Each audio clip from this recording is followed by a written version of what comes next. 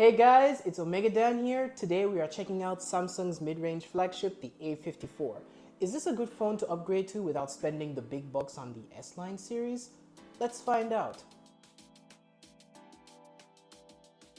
With Gorilla Glass 5 on the front and back with a plastic frame all around, I can surmise it can do moderately well against scratches, although I ain't a fool to test that out on this review unit. However, as expected, your fingerprints do feature prominently on the back. Weighing at just 202 grams, the phone is light in the hand and decently comfortable thanks to the rounded edges. Overall, the phone looks simple yet sleek, and that is a combination I do enjoy and appreciate.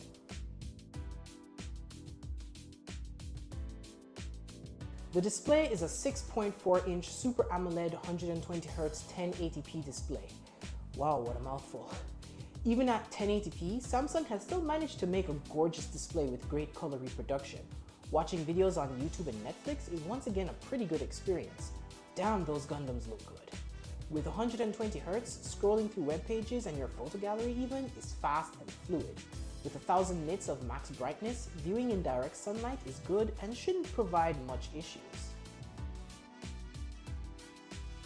Running One UI 5.1 on top of Android 13, it is what I expected considering I reviewed the S23 Ultra earlier this year, so nothing really majorly new.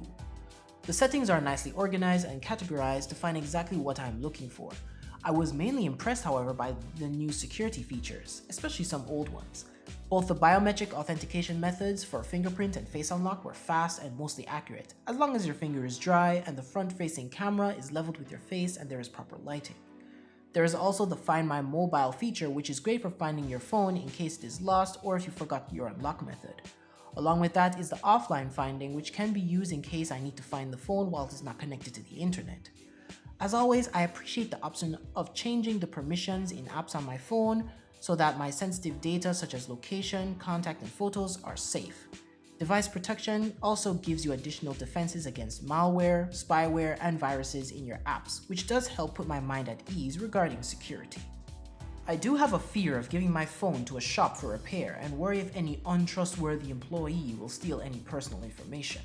I was pleasantly surprised, however, with maintenance mode, which protects my privacy by locking off access to my personal data such as pictures, messages, and accounts, with only the pre-installed apps being available.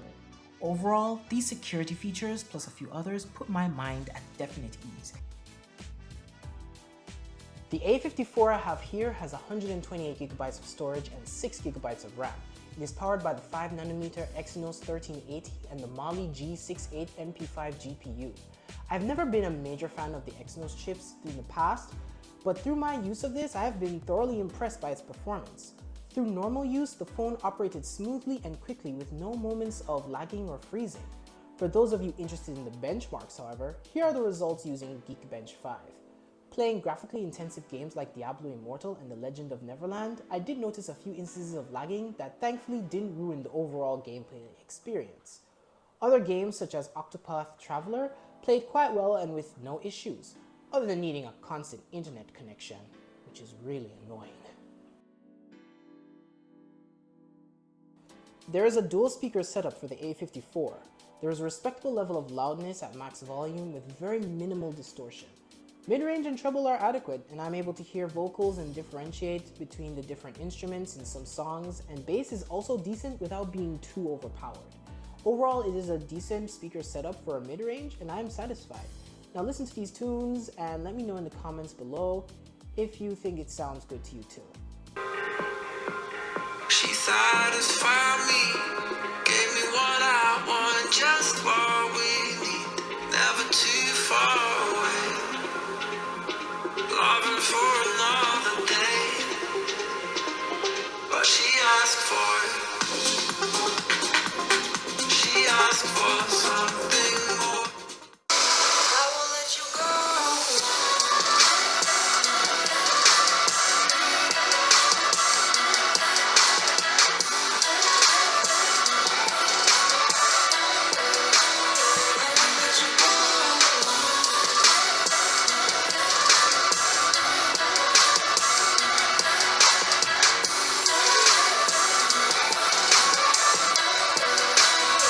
won't let you go. The A54 comes with a triple camera setup with a 50 megapixel wide, a 12 megapixel ultra wide, and a 5 megapixel macro lens. Pictures taken are overall decent, but while in the past I was more receptive towards Samsung's image processing and additional color saturation, some of the pictures taken felt a bit more oversaturated to the point they felt slightly more unrealistic than usual. Outside of that, it does take some sharp and detailed images with some good dynamic range. The front camera is 32 megapixels and produces some good shots as well. Portrait mode is good as it does keep my complexion well enough, but the edge detection can be a bit off at times. The macro camera is great to get up and close, and I had fun with it slightly even more so than a telephoto lens. Night mode really does help bring in more light in pictures, where it really is dark, at the cost of some detail and sharpness. Samsung usually does well in the video department, and that still holds up here. While not on the level as the big boys like the S23 Ultra, 4K footage here is pretty fine and usable, although the color saturation can be a red flag for some others. There's a slight white haze in some footage, which could be due to the lighting, and the blowout of the highlights and the lights here is evident. As you know, my daily use may differ from your own when using a smartphone, and thus it will bring different results in battery life. With a 5000 mAh battery, I can easily get a day of use with this, and that can include Netflix, playing games, watching YouTube, listening to music on Spotify, and answering my messages on WhatsApp. I charge my phone overnight and usually have around 30 to 40% of charge left. That's on a usual normal day. Charging with my 25 watt Samsung fast charger brings it from low to 100% in just around an hour and a half. God, I love fast charging. Samsung is definitely one of the brands dominating the mid-range market, and the A54 is a clear reason for that.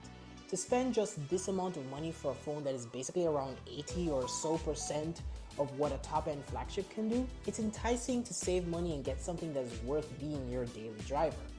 Overall, the A54 is definitely a phone worth considering, and I hope this review has helped you a bit to decide if this is just for you. Thanks for watching my review, and if you enjoyed this video, give it a like. And if you want to see more, hit that subscribe button and that notification bell so you'll be notified of future content. Check out the link in the video description below if you want to grab an A54 for yourself. Remember to live life and stay connected. Till next time.